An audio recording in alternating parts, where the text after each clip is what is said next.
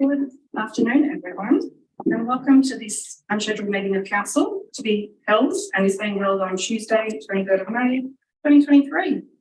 We are here in the Council chamber. To start the official proceedings, I would like to acknowledge that we are meeting on Jarrah country, of which the members and elders of the Jarrah community and their forebears have been custodians for many centuries and have performed age-old ceremonies of celebration, initiation and renewal. We acknowledge their living culture and their unique role in the life of this region. Council meetings are audio and visual recorded and are made available to the public via electronic media, including YouTube. All right, item 1. We have 6 councillors present today. Maybe we'll introduce ourselves so you know who we are. I'm Councillor Anir, Mayor, and my name's Rosie. I don't know why I said that, but there you go. Gary McClure, Council Ward. Tony Wardy, Boulder Ward. Stephen Gardner, Tarrant Yard. Christine Henderson, Colovan Ward. And Matthew Driscoll, Wadden River Ward. We have Councillor Maltby, who is an apology, as he has another community commitment to be at. Also present, we have our CEO, Darren Buzzard, our Director of Infrastructure and Development, Michael Anir, and Tim from our governance team.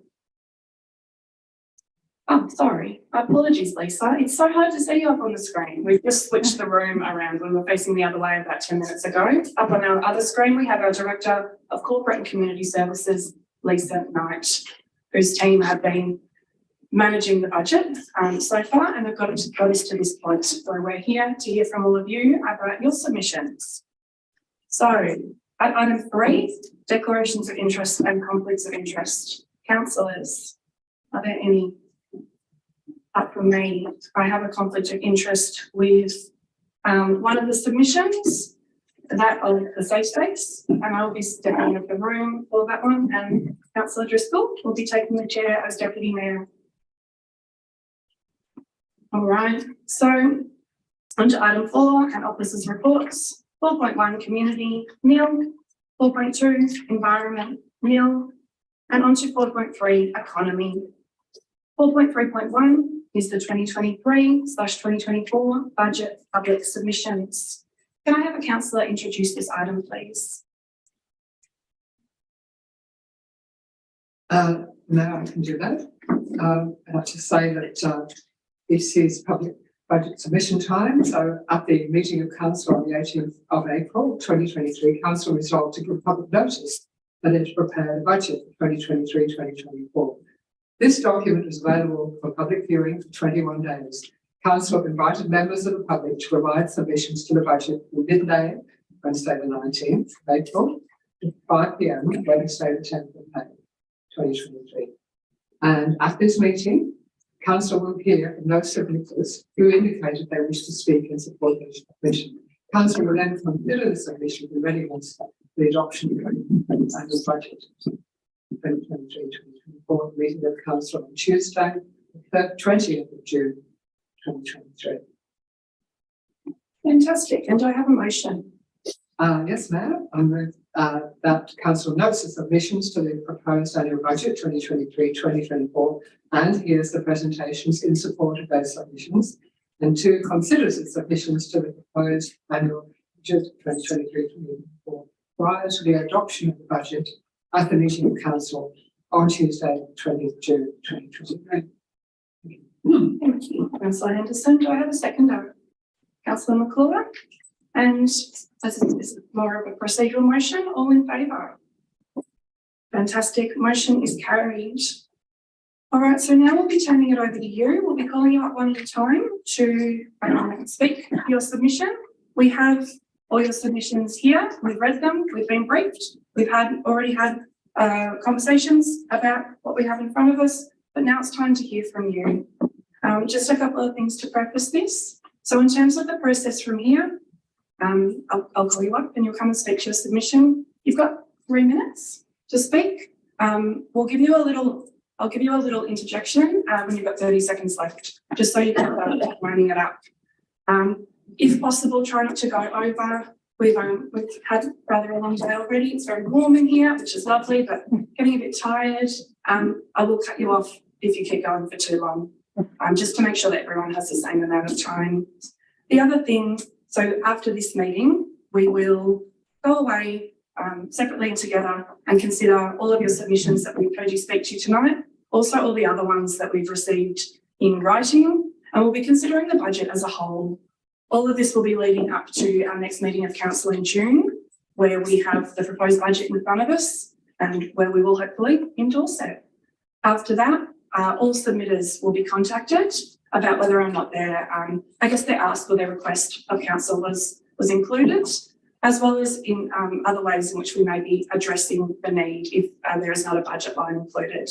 So that's kind of what's happening from now. So it's a rather tight process, but of course, we need to hear from you, and thank you all for coming in and making the time to come and speak to us tonight.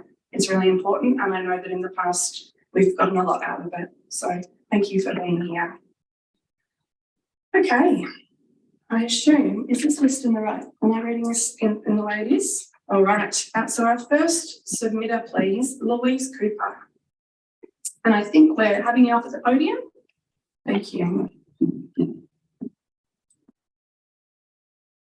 Hi, is that microphone? Yep. Yep. My name is Louise Cooper. I am a Castlemaine resident. Last year, I was diagnosed at the age of 35 as autistic level 2. This has caused me to rethink my life direction as I learned about the awful quality of life standards for autistic people. So, we're only expected to live for 54 years.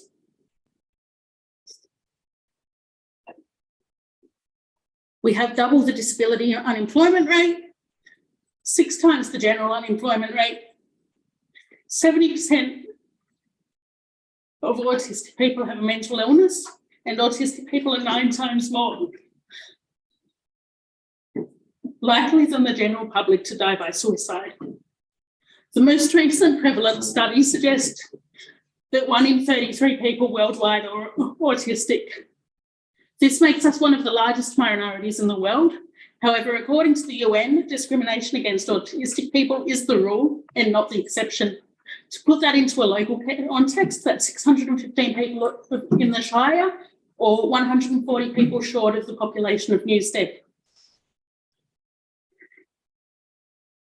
I'm currently studying a graduate certificate of autism so that I may better understand autism and its history, advocate for autistic people and build an autistic community. I have recently founded the not-for-profit organisation Arcane. 3 local autistic and neurodivergent women are on the board, as well as my neurospicy 17-year-old son. Together, we are organising Sensory Sanctuary Neurodiversity Arts Festival to be held at Castlemaine Goods Shed during the June-July school holidays, featuring over 100 events. Because of the 3 minutes, I'm going to skip over some stuff there. It will do a lot for employment, autistic neurodivergent employment. We're employing First Nations people. It's important that these initiatives are run by autistic people themselves and not by their carers, as has been traditionally the case, and New Age of Autism advocacy is upon us, so we can speak for ourselves and act on our own behalves. We are also raising money towards creating a mobile sensory sanctuary that can be used to increase sensory and disability access to community events throughout the Shire. It is my aim to design the sensory sanctuary through a community consultation process that involves interactive performing arts where the participant audience experiences various sensory tents, talks about how they feel in the different environments, designs a sensory space of their own, and maps out where in the Shire they most need it.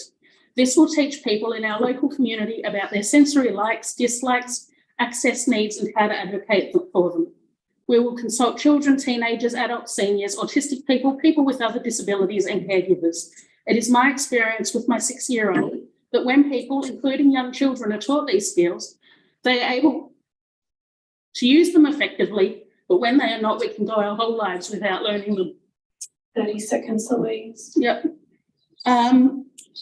So basically, I'd love to be able to go to Wesley Hill Market, have a coffee, not be overwhelmed, have my son be able to join in the local community. So, yeah, sorry about that.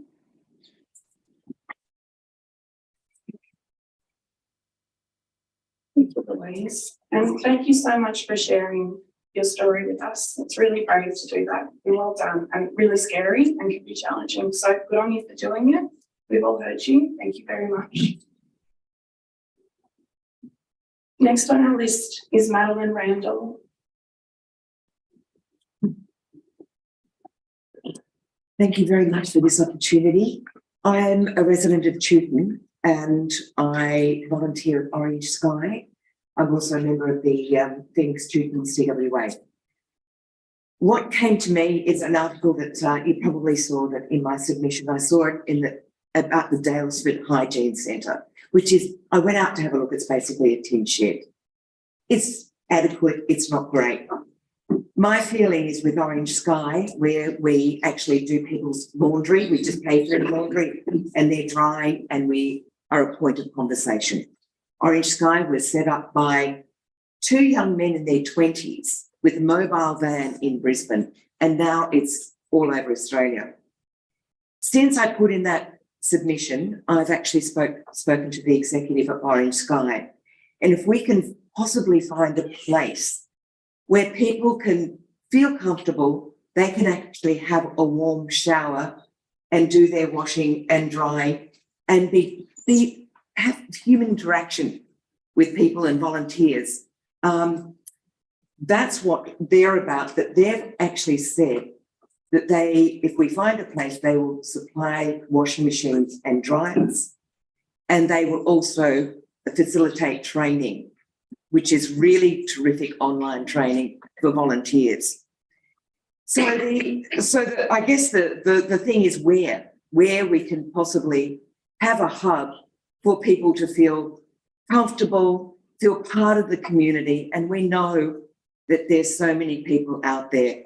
I'll just give you, it's not only about people who are obviously homeless. We deal with people who are living in tents, families living in tents, in cars. They're living in any space they can, but it's also people living in accommodation. It might be rentals that really aren't suitable, that they can't put their heating on. They're terrified of their utility bills. There was one guy called, I'll call him Gary. He was an ex-boxer and he's got some difficulties and his body's pretty broken. And he said, I only have a shower sometimes twice a week, but usually once a week. And then I turn everything off. No heating, everything's turned off because he's terrified of his electricity bill or gas bill. Now, if we could offer something and a place where people could have those basic human rights of being clean clothes, and maybe having a safe space. The CWA said that they would donate dignity packs and food, so it could be somewhat of a hub. And I'm sure that we could maybe do something if we can find that space. Thank you very, very much. Thank you. Could you come back up for a minute? Councillor McClure has a question.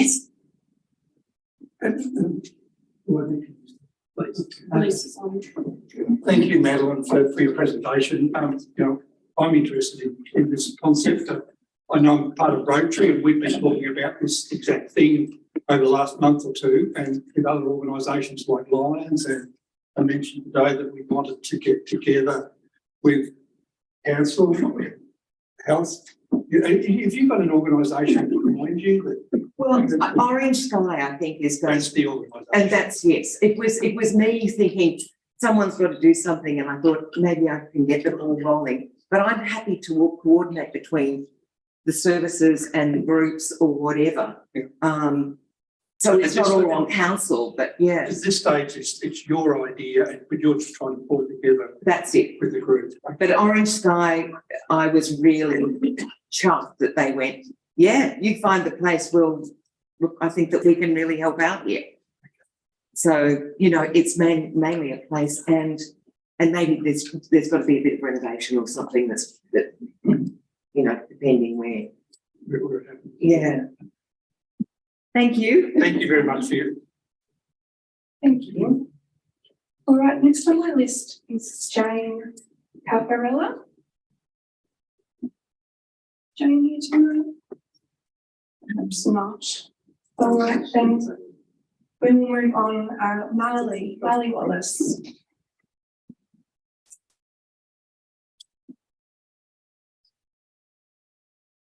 you, everybody, and good evening.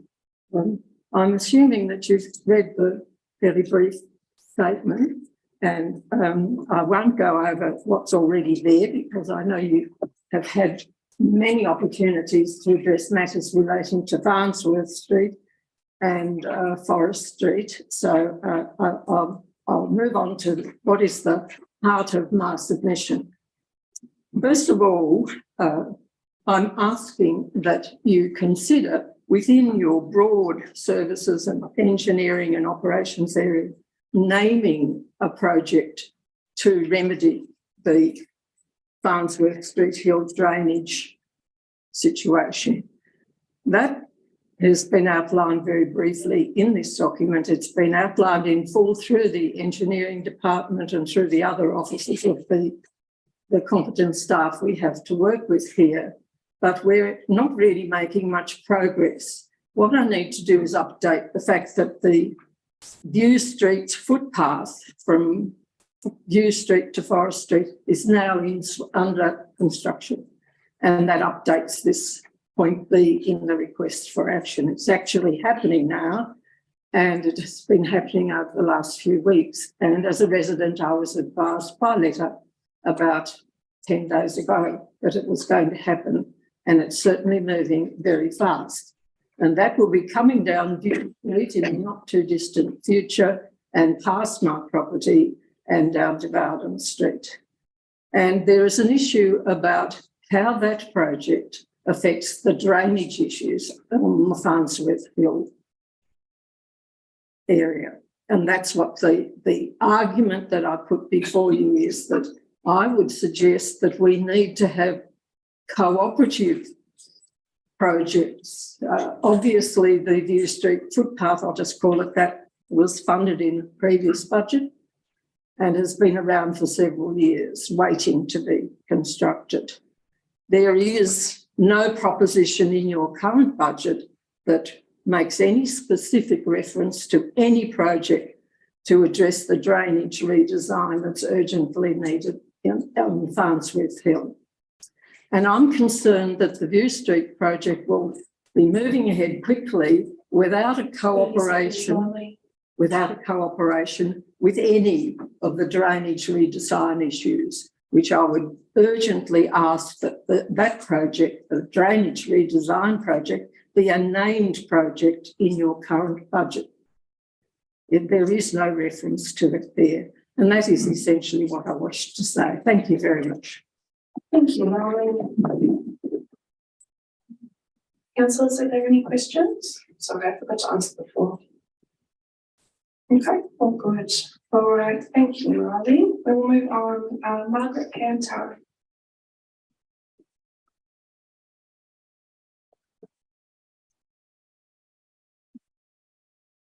In the past three budgets, councillors have helped the Natural Environment Department by increasing officer hours to full time and increasing the amount spent on weed removal. Thank you. I have an urgent request to council this year. At the end of June, next month, I'm retiring from the volunteer work I've been doing, organising the removal of needlegrass type weeds, diploid weeds, from council land in Castlemaine. I'm asking council to take over the work that I and other volunteers have been doing, so as to continue the progress we've made and replicate this in other parts of the Shire. Successful weed reduction involves persistent follow-up work at the right time. Seeds in the soil can keep germinating for many years. If stipoid weed control is let slip due to a lack of funding, this will negate the progress made and the weeds in many sites will increase again. More than 200 hours have been spent this season checking infested sites, removing stipoid weeds and documenting. This includes work by volunteers, parks and gardens workers and outside workers paid with the council grant. If council got an outside firm to do this work at about $70 an hour, it'd cost about $15,000 for 1 year, plus extra natural environment officer time to organise it. That's one option. I think a more effective use of council funds would be to employ a part-time worker to remove stipoid weeds, as well as tackling other weeds such as gorse, blackberries, etc. I acknowledge that flood repair and recovery have strained this year's budget, but just as not repairing flood damage to roads and paths has long-term consequences, so too does not controlling invasive weeds. Not controlling them exponentially increases the amount needed to be spent later. In summary, I request the council fund continuing removal of stipoid weeds, preferably by employing a part-time on-ground weed worker, or alternatively, allocating an extra $15,000 to pay an outside firm. Thank you. Thank you, Margaret. Councillors, are there any questions for Margaret? Councillor Driscoll. It's actually not a question, but since you're retiring, Margaret, I just want to say thank you very much for your fantastic work over many, many years. Councillor McCoy. Just for information, thank you for the submission, Margaret, and again, thank you for the great work. I've even seen you working up in the gardens and doing all that work. There's a map, I presume this map that we've got with the presentation is one that you've produced. I'm interested to know, why is it only in specific areas and not right over the town? How come it sort of seems to be just in isolated areas, or are these just the areas that you've personally noted yourself, or how does it sort of work? How does this stuff spread through the community? It's been spread largely through mowing for years and years. It's mainly in areas that either the council mows or private mowing firms do on nature strips. And it's especially been dense in council parks and reserves. And for years and years, council has been mowing it and spreading it and not realising what they were doing. And so now we've got the legacy of that to sort of fix. And we've done a lot of work fixing it, but it'd be a shame to sort of chuck all that work in the bin and not continue it. I've got an updated map. That's of last season. I've got an updated map. If I could, I would leave. Could I leave some for? Thank you. Yeah. Thank you. Thank you, Margaret. Do you want Margaret leave those with you? Okay. Right. Thanks, Margaret. Next to speak, Lois Denham. Hello. Good evening, everyone. Thank you for this opportunity to speak. My submission is to do with advocacy, again with the environment, with updating the amount that council allocates to environment and health, and at least by as much as it was done in the last two budgets being employed by council, to supplement the excellent work that Matt McCracken is doing. I'm a Harcourt resident, but I'm also a member of Barker's Creek Land Care and Environment group, and I live on 8 acres of bush, which I've been regenerating. Now, I was fortunate enough before I moved to my land to be linked in to a person I knew in Melbourne who was a member of the Barker's Creek Land Care group, who's now our president. And he was fantastic in giving me advice and information. But I'm also aware that lots of new people come into the area and they don't know anything. We people coming to our land care group have no knowledge of what about the land care groups, what they can do and what they can do to help. And before I came out today, I looked at the two things that land care groups do. One is with weed management and the other is with conservation and restoration. On the council website, as you may or may not be aware, under weed management, you click on there and it's got roadside weeds, which is great. But if you want more information, there's boring tables about weeds and there's a PDF link, which I couldn't get to download. So how helpful is that, given the way that most people get information is on the internet? So not something to be recommended. Under conservation, there was a few groups mentioned, and in particular there was the Mackenzie's Hill and Campbell's Creek groups, two land care groups. There are over 30 land care and associated groups in the Mount Alexander Shire. None of them got a mention or even a link on that page to where people could find the land care group. So my beef is I want an extra position to support Matt, who's been fantastic in supporting us, land care group, and I know other land care groups. And yes, so firstly to update the website, which badly needs updating, but the next to the 5 other points I've actually put in my submission, which I won't go over again. Thank you. Thank you. I need to stand up again in case there's any questions. Right. And I will just let you know that very excitingly, we have a new website almost ready for the public, which will be much better and which will be a lot more user friendly, and things like what you mentioned will be able to be added to it a lot easier. So we're very excited for that. It's coming soon. But yes, we share your frustration with the current website. Don't worry. It's getting better. Okay, I'm pleased to hear that. Very pleased to hear Councillors, are there any questions for Lois? No? Thank you very much. No. Okay. Sorry, I made a sound effect.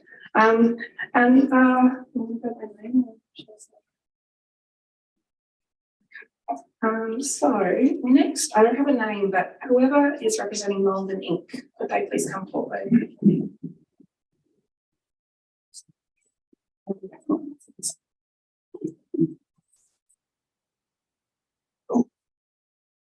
Barry Robinson is my name, and thank you for the opportunity. I'm the president of Malden Inc. And a little notice here that Malden Inc. is now 25 years. So it's the 25th anniversary this year. And that leads me to just briefly talk about a bit of the history. Also, in the last 7 months, has been in the committee, and it's had some talk briefly about where we are today and what we're trying to do for the future, and then talk about that too. So being 25 years, a snapshot would be, and this isn't any person, anyone in the past, whatever, but the rhyme, reason of thinking of Malden Inc. is really depending on who's on the committee. And so committees naturally come and go, and so Malden Inc.'s role, responsibility, all that sort of stuff has swayed in the breeze for 25 years. And so what we want to do is make sure that we get rid of this split personality, I guess, and actually get a long-term strategic plan down so we know what is Malden Inc., what is its role. Because people are asking, like, well, is it for accommodation? Is it for tourism? Is it for events? Is it for traders? Is it for tradies? And no one's quite sure, depending on who's on the committee, would take that particular direction. What we decided with the new committee is that the answer is yes. It's a business. If you own a business with a producer who makes wine, or you trade or trade or something, the answer is yes. So we define Malden Inc. as the Business Association of Malden. So that was quite good, except we needed to make sure that Malden Inc. was going to be a business association that started to run like a business. So we started to implement new arrangements in terms of getting rid of, we had a laptop there that was, I think, invented before laptops were invented. It was so old. There were new banking systems that make things a lot easier. There were accounting systems. We had, for example, photography taken, but we don't have any funds or people, or no people, but we need the funds to make sure it goes onto the website. So, for example, it becomes an income stream. So if one of the members of Malden wanted to use it for tourism or whatever, then they could go log on, choose probably about 200 photographs there. So there's all this resources. You have assets and you haven't got people able to access them. Thank you. Then they're not the assets at all, they're just sitting there. So moving ahead, we want to get a long-term strategic plan in place so that as committees come and go, there's a plan in place that is specific. We can measure things, so we can track things. And that means if there's a budget of 10 grand, we'll just put 10 grand on the table, but $500,000 would be nice. 10,000, but we can cut the cloth. I'd like to ask you to start wrapping up, We do, please. thank you. But we can cut the cloth to fit. So what we need to do is make sure that we use our past, base it on what we're currently doing, but then look forward to the next 25 years. Thank you. Fantastic, thank you. Councillors, are there any questions? Councillor McCullough. Sorry, Barry. Thank you for your presentation. Could you tell us a little bit more about the structure of the organisation? Do you have members and do they pay fees for membership or how does that all work? Fees go back about 25 years as well. It's about $100, $110 a year. There's about 100 members and they're mainly leaders. That's where it started as a chamber of commerce, I guess. And it was about 3 years after the Malden Shire was dissolved. So that was, I guess, people got together with Malden to have a voice in what was happening with councils at the time. And so it's owned by the members, it's for the members. And now, if we have to put something in words, it's about if we make our members stronger, then the Malden community is going to be stronger, and then Malden is going to be stronger. So in the past, people have been working, it's not uncommon, as you know, they're working in silos.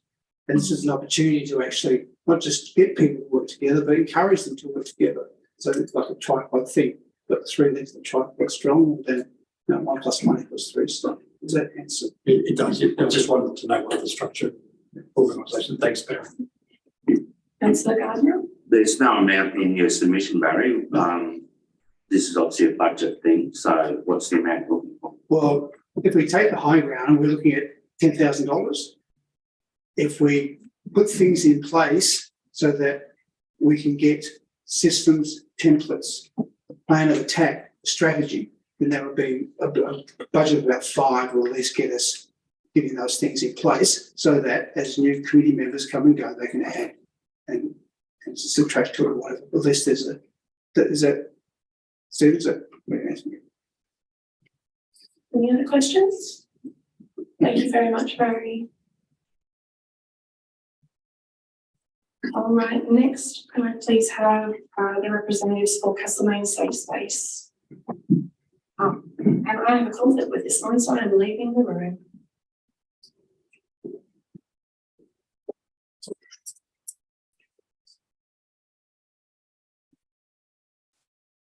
Just introduce yourself, please. Hi, my name's Rachel. I was the instigator of the Safe Space in Castlemaine and former chair. This is Cody Matheschioni. He is the current Young Person of the Year in the Shire of Mount Alexander, who'd like to say just a few words briefly when I finish. So you've got our submission, but basically what is a safe space? Our Castlemaine Safe Space provides a calm and welcoming place for anyone to go who's in emotional distress, feeling isolated, or is having thoughts around suicide. Our service is confidential, it's non-clinical, we don't record any names, there's no referrals, no assessments. It's a drop-in centre, so there's no appointments and no waiting time. It's open door, there's no cost, and all ages and cultures, diversities are very welcome. It's staffed by our trained peer volunteers who've had their own lived experience, and we've trained them over 4 days in advanced suicide intervention and peer work. The New South Wales governments have spent over $35 million putting in place safe spaces over the last 6 years. But our safe space is entirely voluntary and we have put in over 2,500 voluntary hours. Our values and designs came about through consultation with the community in the Mount Alexander Shire. We've had a co-design and we also initially were under the umbrella of ELM, who many of you may know of, Every Life Matters. Well, why do we need a safe space? You'll see in the submission that our standardised suicide rates are far higher than other local government areas, in the state and the nation as well. In the last 8 months alone here in our Shire, we've lost 6 people to suicide, 5 of them being in the older male bracket, which our safe space is addressing. Here we have higher self-reported mental health issues, as you'll see in your submission, than other local LGAs. We have low access to clinical support, high waiting times and high costs. And for those with poor experiences in the past at emergency departments, where are they to go? And we're not just talking about numbers here. Every life lost to suicide leaves an incredible lifelong pain for our community members. something that I've experienced myself. I can tell you it never goes away. In the last 18 months, we've recruited our diligent working group. Over 30 peer volunteers have been trained to staff the safe space. We've been open now for 10 months, twice a week. We've had 76 sessions and supported over 200 guests that have come into the safe space, some from as far as Bendigo and Port Melbourne. Many of those say they don't want to go to an emergency department. And proudly, we're the first rural safe space in Australia, and we've been asked to help both Macedon and Corryong to put their own safe spaces in place. We are working with the council, objecting the two pillars, Pillar 1 and Pillar 3. And we know that research demonstrates that many working hours are lost to mental health issues, and preventative services save a lot of money in the short and long term. We've got big plans. We're here to stay. We've become incorporated. We're applying for charity status. And one of the things we'd like to do is create a community of practice so we can incorporate all the skills, information and experience from groups like the sensory space that was talked about before and the hub, so that people can obtain basic hygiene. We need a permanent location. We don't have anywhere to go at the moment. We have been asked to leave the Salvation Army. We can only pay rent on the senior citizens, which we can't really afford. We need recurrent funding to continue training our peer volunteers and to feed our hungry guests and provide resources. What jobs inside? Sure. So no one wants to think about suicide or emotional distress unless circumstances, because this is what it is, takes you there, or unless you're caring for someone else who's in that position. We need your help. We need your help to keep our lights on and to keep this Castlemaine community and the Mount Alexander Shire safe. Thank you.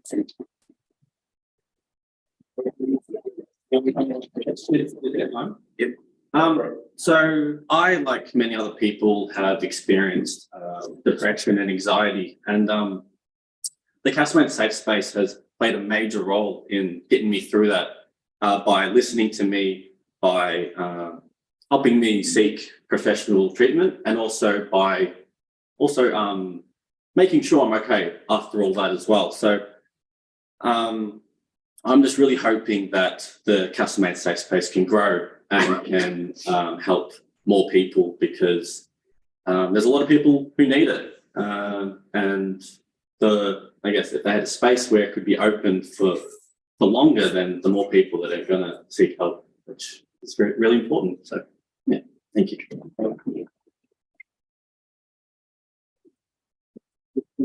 Any councillors have any questions? Yep, Councillor Henderson. Sorry, I've forgotten your name, the worker. Rachel? Rachel. Thank you, Rachel, and thank you very much. But Rachel, can I just ask you, thanks for your submission, that's very well done, and it's a fantastic project. I'm interested in how are you staying when you're running this safe space, because you're open to anyone, you don't know who's going to walk through the door, what situation they're going to be in. How do you ensure your personal safety? I guess you're talking about everyone who's starting the safe space. Volunteers, yeah. So we've spent several days putting together a strict risk protocol for our experienced peer volunteers to abide by, and we've taken them through a 3-hour induction process, and they have an induction book of over 120 pages that details to all of them exactly how to address many different scenarios. For instance, if someone's suicidal, if they come in drunk, if they come in with a weapon, if they say they've already initiated suicide, if it's a young person without a parent, we've been through all of those scenarios. Right, thank you. Councillor McClure. Thanks, Rachel, for your submission. It was a great submission, well documented, so thank you for that. Great initiative too. I'm sure you've got lots of support for it. Have you got in mind another opportunity to move to, or another organisation, or are you seeking that from council too as part of your submission? In terms of a venue? Yes. We have a venue lined up. We've spent 5 months going through the planning application process with council. It was recently re-stumped, and so we're now just waiting for that to be repaired. Okay, so is that, do you have to pay rent on We have to pay rent. It's very low rent because it's not in great shape, but that's going to take all the money that we've got tucked away, Okay. and we won't be able to do anything else but open the door. Okay, and you're 5 months away from moving into that? Oh no, we should be able to move in next month, we're hoping. Okay. Yeah. Great, thank you. Councillor Cody. Thanks for that, councillor Driscoll. Rachel, look, I'd like to just reiterate, it's a very strong submission that you've put in, and the community really appreciates the work you've been doing. So keep going and we'll see what happens. Thank you. Thank you.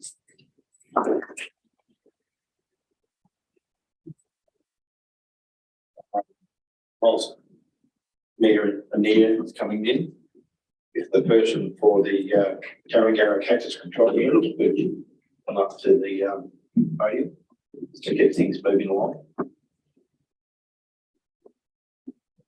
Just introduce yourself, thank you. I'm Lee Mead, and I'm representing the committee of the Tarragara Cactus Control Group. Thank you for the opportunity to present to this submission to the planned budget. Our volunteer group greatly appreciates the financial support that has been provided by Mount Alexander Shire over the past many years. This has been well used by us to increase awareness about wild cactus within the community, provide demonstrations and assistance to local landowners on best practice and control infestations, and to provide incentives to local landholders, such as equipment and free disposal of plants. Our volunteers have successfully completed all these objectives over the last 20 years, and the general awareness about the invasion of predatory cactus is extremely high in our community. The permanent local landowners now have the knowledge of how to treat wild cactus plants, and the permanent local landowners also have the equipment to treat infestations. However, infestations of wild cactus continue to invade private properties and our natural environment throughout Mount Alexander Shire due to the lack of awareness of wild cactus by new property owners and absentee property owners, and the lack of knowledge by new and absentee property owners about their weed control responsibilities. The lack of enforcement of noxious weed management on property owners and who do know about it but will not comply. Our volunteer group has reached a point where we're unable to improve wild cactus control because we cannot contact new and absentee property owners, and we cannot enforce weed control action. Our group now needs active support to engage with and inform new and absentee landowners how to control wild cactus infestations and their weed control responsibilities by sending targeted information to new ratepayers and absentee landowners, and to reduce reinfestations of wild cactus from neighbouring non-compliant landowners by enforcing wild cactus control with landowners with large infestations using our local laws. We've requested these actions on several occasions but have not been successful. We believe this is because there's not enough natural environment resources within our shire. We greatly appreciate the increase in natural environment officer positions from one half-time to one full-time position. However, this officer still does not have enough time to actively help us. Tarragara Cactus Control Group believes that community volunteer groups play a vital role in preserving our natural environment, but we believe that the local government also plays a critical role. So we appeal to Council to increase investment in our natural environment by increasing the resources. And we implore Council to increase the funding to employ a second natural environment officer to help preserve our natural landscapes, to enable more active partnerships with our many local environment groups, and to actively support our wild cactus and other noxious weed control. Thank you.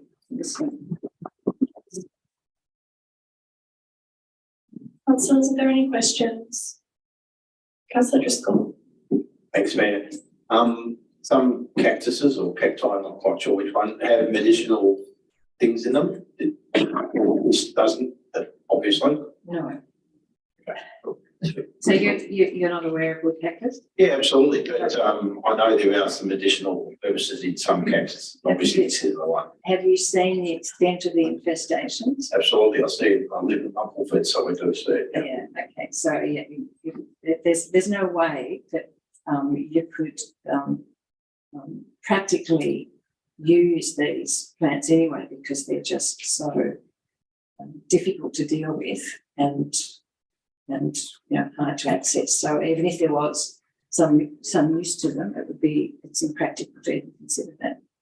I was going to say, Lee, Matt, go get one and find out. Thanks. Councillor McClure. Thank you again for your presentation. I'm just trying to understand why wouldn't a weed, I don't know what it's classified as, but I mean, we've got a family property at Guildford where we recently received a notice from the department to get rid of African needlegrass, I think, and we've got a certain period of time to get rid of it. Why isn't this on a register of banned substances or weeds or something that have to be removed by the property owner? Yeah, okay. Will cactus is one of, I think, 126 declared noxious weeds within Victoria. Okay. And really there's only compliance action performed on the top 6 of those weeds. There's gorse and blackberry and Chilean needlegrass and serrated tussock and a few others. Because will cactus, there's only a huge problem with will cactus here in Alexander and another area just north up near Wedderburn around that Bunyal. It's not considered statewide problem. So that's one of the reasons why compliance doesn't happen. Weird, isn't it? Yeah. Any other questions? Thank you very much. Sorry. Just a comment. I was driving around out Berringham the other day and sort of looking at farms and looking at wheel cactus on the side of the road. And I know your group's done a huge amount of work, but we've got to keep going with it. Otherwise, all that works for nothing. Our group has literally spent 20 years of an amazing work, and I don't think there's any less cactus plants out there. It's so invasive. So we've got to keep going. Thank you. Thank you. Thank you. All right, can we please have whoever is representing Castlemaine Fringe Festival?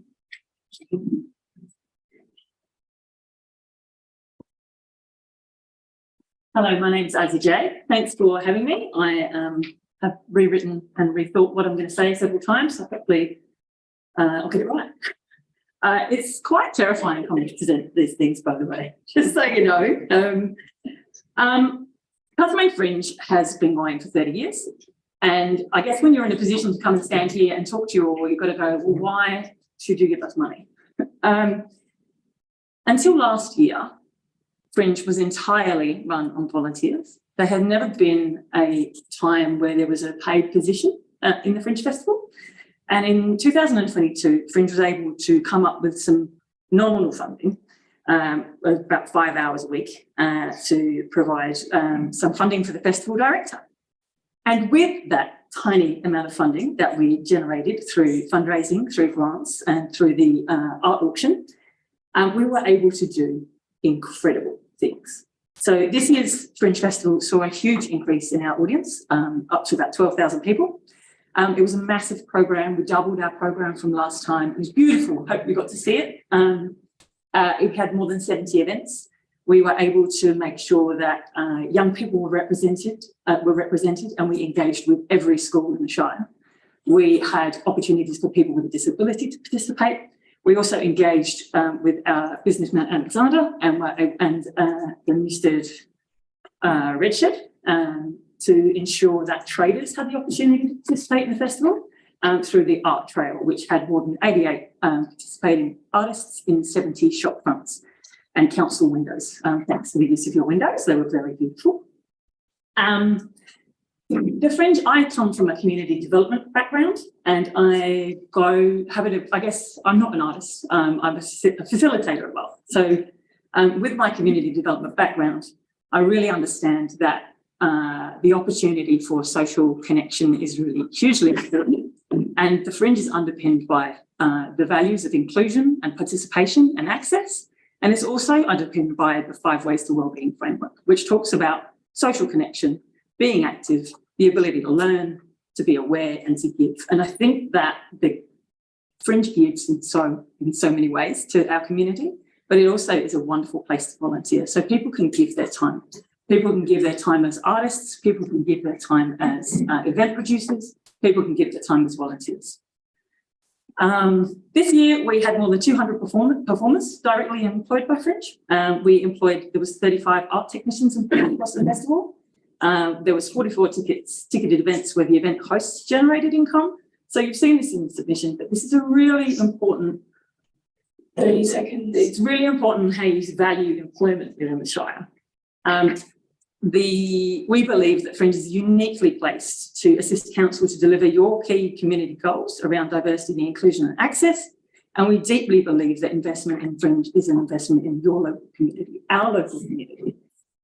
It's an investment in culture, it's an investment in tourism, but most importantly, it's an investment in local people.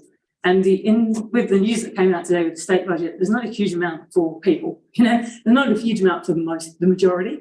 And to have free events, to have free things that people can access, for the opportunity to dance on the stairs of the market building. I feel like all of those things are really important. And if we light up our town, then we can light up the people within it. So I hope that you see and hear our submission and see what we do for our community. And imagine if that's what we do with 5 hours, what we might be able to do with 10.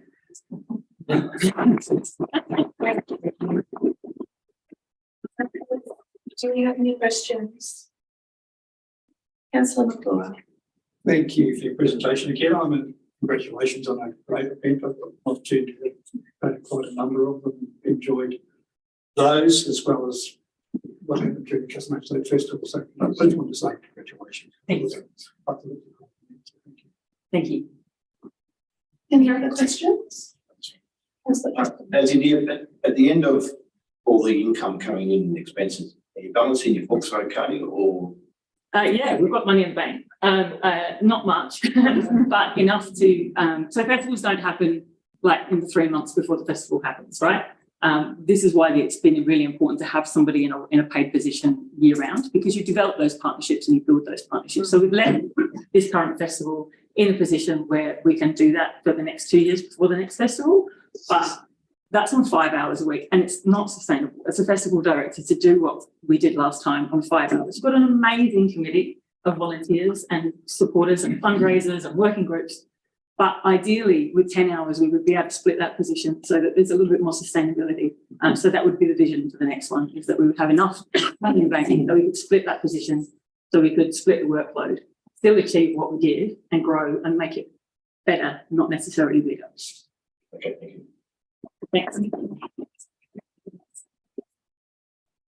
you think you'll be able to run an environmental officer as well on 10 hours a week? And it's amazing work. Can I ask the representative of Business Mount Alexander to come up, please?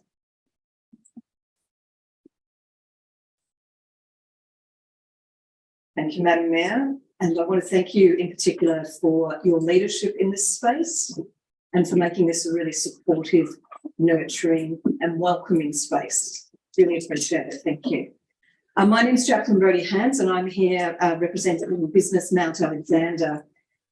The last 2 years for Business Mount Alexander and for businesses throughout the Shire have been quite extraordinary. Obviously, the incredible upheaval of COVID and the amazing bounce back that we all were fortunate to enjoy after COVID, as people suddenly discovered the regions and flocked to this town and supported our local businesses. We're now in a bit of a reality check. The economic downturn has really started to bite, and there are businesses in town that are really struggling. I was very saddened today to go into a business nearby, the Bike Vault, to discover that they're closing the doors next week because retail has just been decimated and they can't sustain staying open anymore. So now, even more than before, it is so important that we support our local business community. And the last 2 years, Business Mount Alexander has been very fortunate to secure funding from the state government. They have, for the very first time, put money out there for business associations and traders associations, and we've been really fortunate.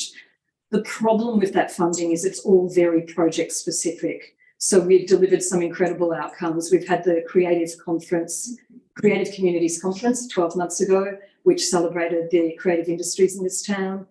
We've established a Mount Alexander Hospitality Industry Network. That project is still underway. Funding has also supported a really meaningful partnership with the Castlemaine Fringe Festival and our good friends at Malden Inc. So we helped put the art into the shop windows, and again, beautiful partnerships between retailers and our creative practitioners in this town. But as I said, these things are very project specific. So when it comes to the basic core business that a business association should be delivering, supporting our businesses, nurturing our partnerships and working with our stakeholders, people such as your good selves, working with council, supporting and partnering around the Mount Alexander Business Awards, which are taking place later this year, helping be part of the Mount Alexander Jobs Expo, also occurring in October.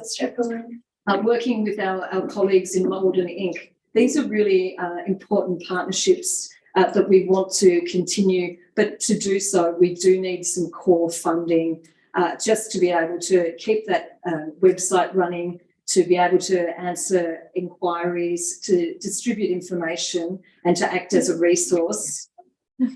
See, this is what happens if you don't support your local business. Somebody turns the lights off. It must be 6 o'clock, the lights go off at 6. Yeah. All right. That's one way of getting me to stop, Rosie. But yes, look, I welcome any questions. I thank Council for the support for Business Mount Alexander.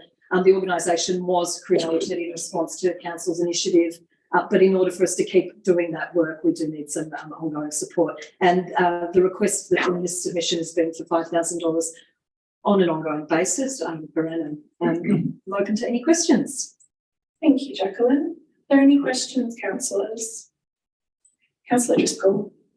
Hi, Jacqueline, is it the $5,000 that just for a part-time employee to keep ticking over? Is that what you're using it for? Look, it's really just to meet the basic expenses. Yes, we do have an executive officer that helps with comms and administration.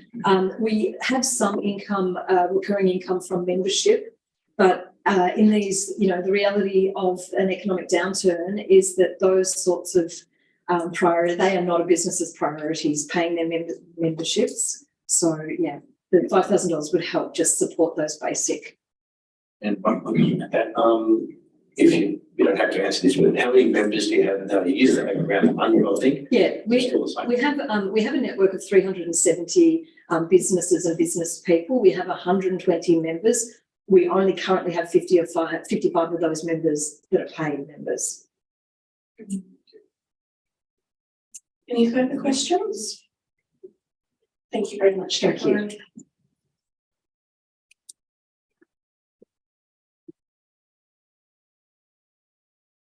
Can I ask Peter Strang to come up, please?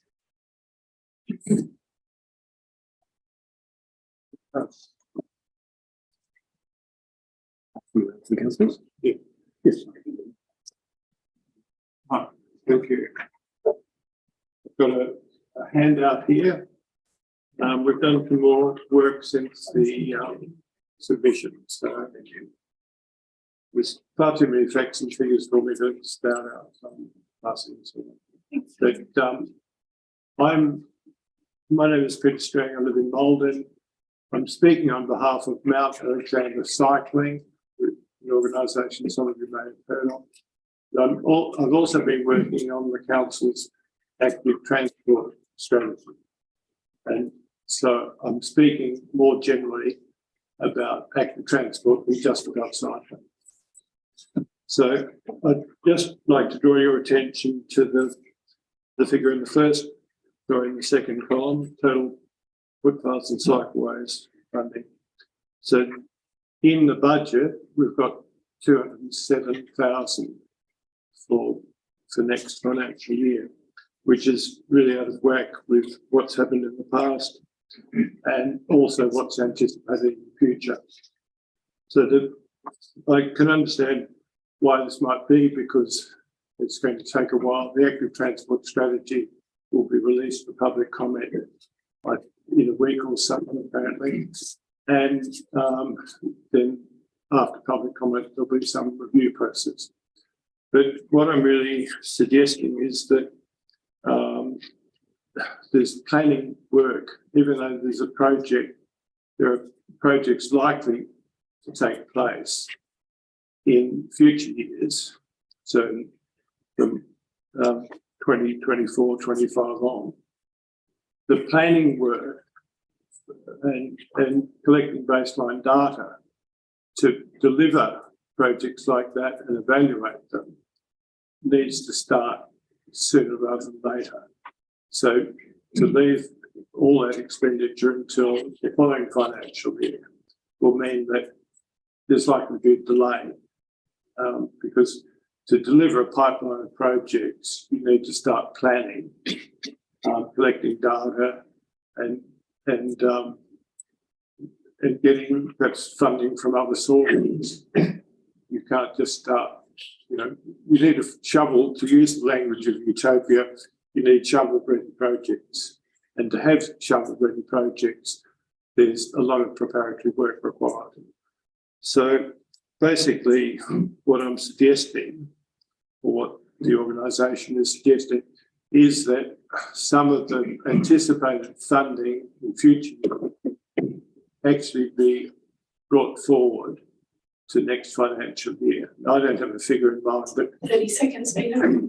it's probably something of the order of $500,000 could be spent both on that planning work, but also on some minor capital works projects, things like bike parking.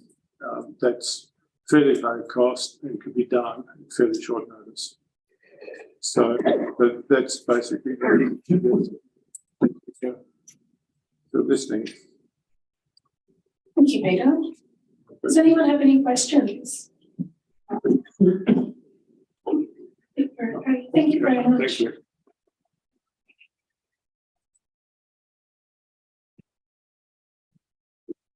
And last on my list, Malcolm Robbins, would you like to come forward?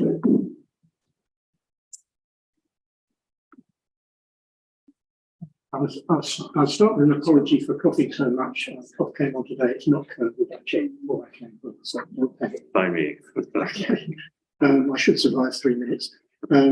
My submission was essentially a feedback document based on analysis of the budget in the context of the commitments made in 2019 about how the council would address the climate emergency that it declared, with a keynote goal of being net zero by 2025 for council operations.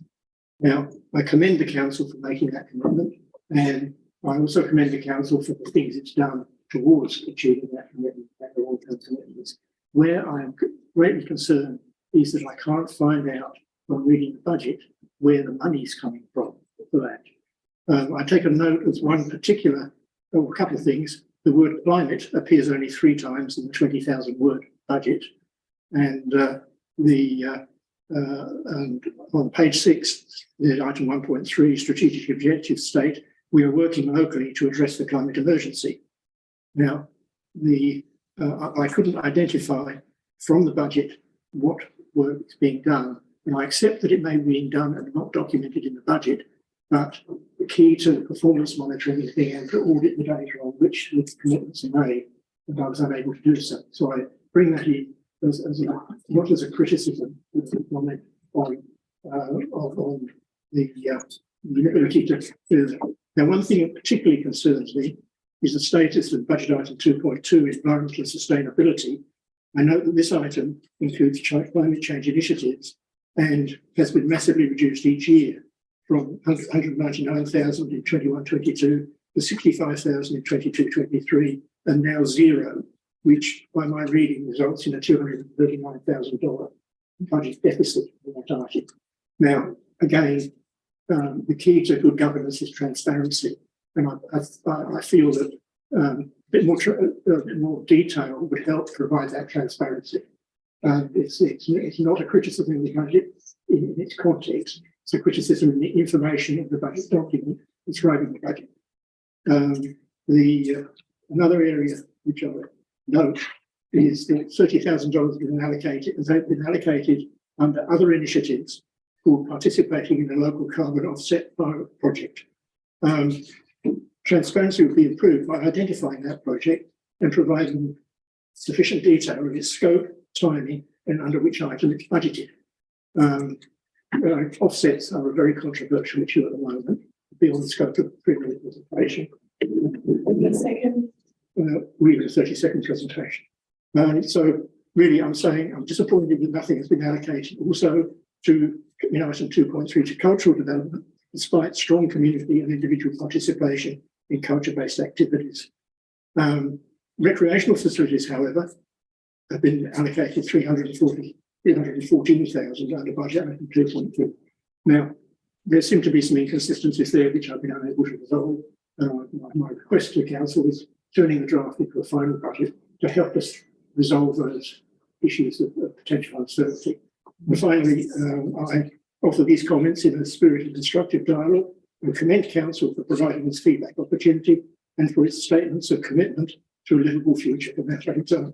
However, I remain extremely concerned at the apparent slow progress towards ensuring that that will be attainable. Thank you.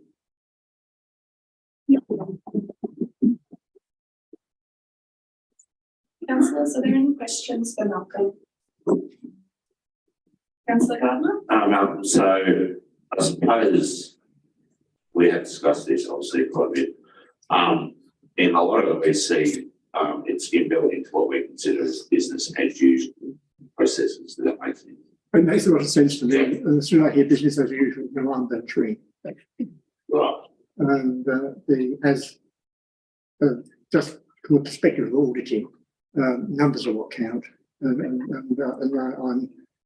And I'm not saying I hear what you're saying here, but I know that the important part, and maybe Michael will comment more, was with the climate emergency was to ensure that every part of the council's operations and business, it just forms part of their everyday routine. I do understand that. Thank you. So that's why it's probably hard to identify. It's an issue of transparency, really, because it's the difference between stating an ambition and stating a commitment.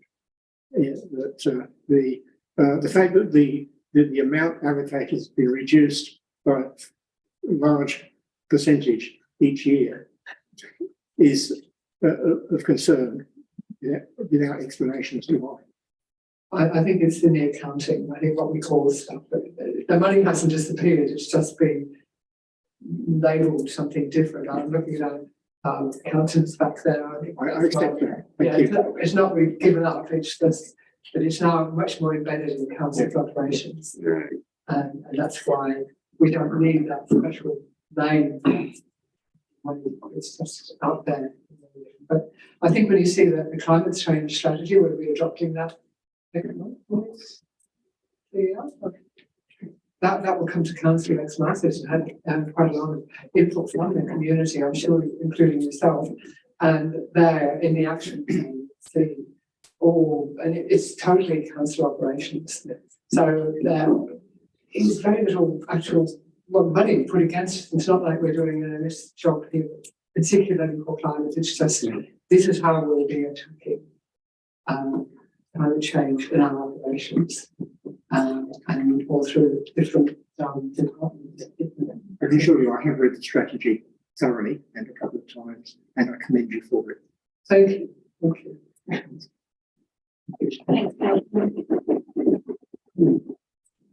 All right, hopefully that is everyone. Is there anyone here who is expecting to speak who has not spoken? No? All right. So, as I said before, from now we kind of sit and interpolate everything. I just want to say, as you mentioned, I know it's incredibly difficult standing there and talking to us. It's also hard to sit here. It gets a bit scary sometimes as well. Just wanted you to know that. So we will be, deliberating, we'll be having our conversations, and the proposed budget will come back to council at the June meeting for adoption, hopefully. And after that, you will be notified either way if it's not made clear in that meeting. So again, thank you very much for being here and for taking some time out of your evening to come and share your submissions with us. and I hope you have a great rest of your night. Thank you. Thank you. Thank